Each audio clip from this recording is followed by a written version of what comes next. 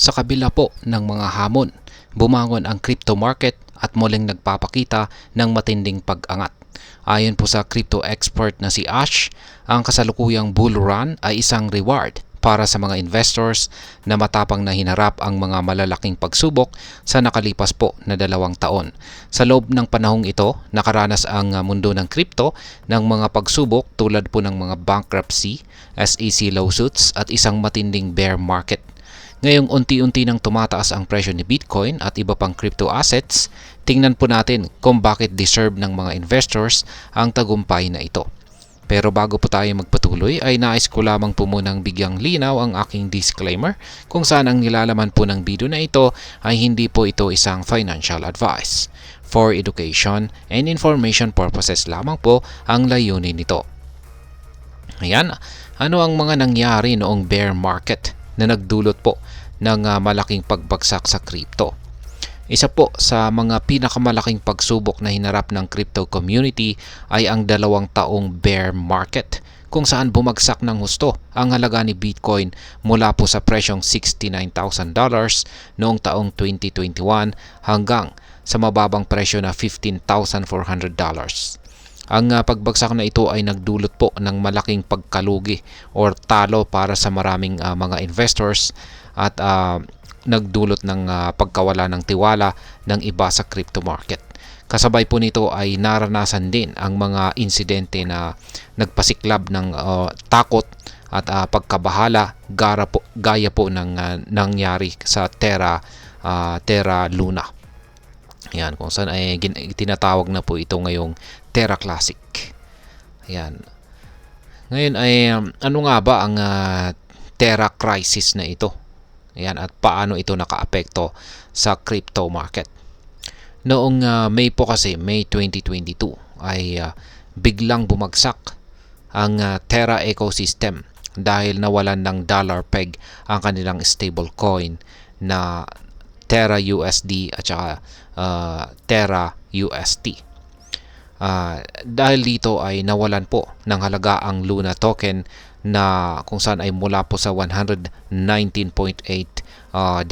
ay bumagsak ito at naging zero. Ito ang siyang nagpasimula ng mas maraming pagkatakot sa market, lalo na't marami sa mga investors ang naapektuhan rito. Yan. Ano pa ang mga major na pagsubok na kinaharap ng mga crypto investors? Yan, sunod po sa Terra Crisis ay nabanggit din ni Ginoong Ash ang pagbagsak ng ilang crypto companies at platforms na naging sanhi ng mas malaking pagkawala or talo. Isa na rito ang pagbagsak ng 3AC or Three Arrows Capital na nagmula po sa $18 billion valuation at ito ay naging zero. Yan, naging $0 yung kanilang valuation. Ang pagbagsak po ng 3AC ay nagkaroon po ng domino effect at nakaapekto sa iba pang mga lending platforms tulad po ng Voyager at saka Celsius na parehong nag-file ng bankruptcy. Ngayon ay ano naman ang nangyari kay FTX? Yan, at paano ito nakaapekto sa iba pang mga crypto assets? Ang isa pang malaking krisis ay ang pag-collapse ni FTX, isang prominent crypto exchange. Dahil sa maling pamamahala sa pondo ng kanilang founder na si Ginoong Sam Bankman-Fried, biglang bumagsak ang FTX at nag-crash ang FTT token nito. Ang insidente ay nagdulot po ng malaking dagok sa market at ang presyo ni Solana ay bumaba ng husto. Sa isang iglap, marami pong bilyon ang nawala sa market. Ano naman ang epekto ng US SEC? Yan, o sa yung aksyon ng US SEC sa buong crypto market. Sa ilalim po ng pamumuno ni Ginoong Gary Gensler, maraming crypto companies gaya ni Binance at Coinbase ang nagkaroon ng malalaking legal na laban sa US Securities and Exchange Commission o SEC. Ang bawat lawsuit na isinampa laban sa malalaking crypto companies ay nagdulot po ng pagbaba ng presyo dahil sa pagkatakot ng investors na sa posibleng regulatory restrictions. Ang pangamba na ito ay nagdulot po ng mas mabigat na sitwasyon sa panahon ng bear market. Ngayon ay bakit po sinasabing deserve ng investor ang kasalukuyang bull market ngayon?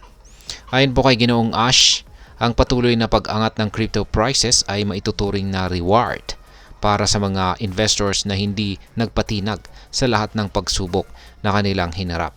Ang mga investors na ito ay nananatiling matatag sa kabila po ng pagbaba ng presyo ni Bitcoin, ang pagbagsak ng mga major exchanges at ang mga pagsubok na dala ng US SEC.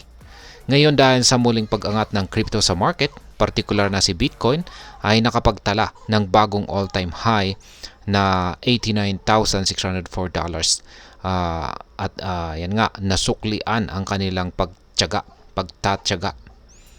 Kaya ngayon ay ano naman po ang epekto nito para sa atin bilang mga Pinoy crypto trader o investor. Ang kasalukuyang bull run ay nagbibigay po ng mas malaking kumpiyansa sa market. Sa pagtaas po ng halaga ni Bitcoin at iba pang major cryptocurrencies, maaaring dumami ang mga bagong oportunidad sa pag-invest, lalo na't mas maraming pondo ang pumapasok sa market. Sa kabila ng mga pagsubok na kinaharap, ay napatunayan po ng crypto market na may kakayahan itong bumangon mula sa matinding pagkalugi. Sa ganitong tagumpay, maaring maging inspirasyon ito para sa mga Pinoy investors na manatiling kalmado at magkaroon po ng long-term perspective sa kanilang mga crypto investment. Ngayon ay ano naman ang aking masasabi tungkol dito? Ang kasalukuyang pag-akyat ng presyo ng crypto, particular na po si Bitcoin, ay hindi lamang po simpleng market trend. Ito ay simbolo ng resilience o katatagan ng crypto community na sa kabila ng maraming krisis ay hindi nagpatinag. Para sa akin, ang bull run na ito ay isang patunay ng halaga ng pananampalataya at pagiging matatag sa isang market na volatile at puno po ng mga pagsubok. Ang matinding hamon na naranasan ng crypto industry ay nagpakita ng kahinaan at lakas nito. At ang patuloy na pag-angat ngayon ay nagbibigay ng pag-asa na may magandang hinaharap para sa mga investors. Ang kasalukuyang bull run ay maituturing na parang reward sa mga investors na nanatiling matatag at para sa atin dito sa Pilipinas, ito ay paalala na hindi tayo nag-iisa sa pagharap ng mga pagsubok ng market. At ayan, hanggang dito na lamang po tayo sa video na ito mga ka-crypto. Sana po ay inyong nagustuhan ang aking paliwanag sa video na ito. Kung inyo po itong nagustuhan, pakiclick lamang po ang like button nito. Marami pong salamat sa panonood. Ingat po tayo lagi at God bless po sa ating lahat.